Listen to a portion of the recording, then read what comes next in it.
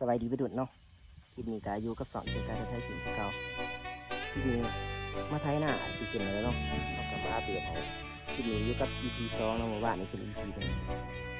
คือไทยมาตั้งแต่ไทยเป็นเนาะไทยหน้าคิดไทยรวมไทยไม่ได้ผมมีเวลาไทยเบื้องต้นไทยเนาะจ้ะผมยังเนาะก็เบื้องต้นแล้วมันมีใครที่สามารถเนาะ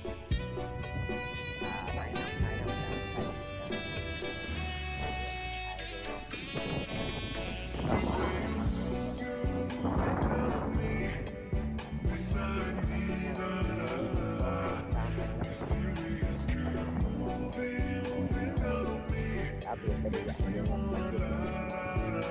ระดับหาติดตามไม่ได้เลยบทีโพสให้นำเลย2ว่าอยากเป็นคลิปอะไรนะเพื่อนแต่ลูกค้าดูกันเลยเนาะทำเดิมไปก่อนเนาะเอาหวานจังจะว่ากันใหม่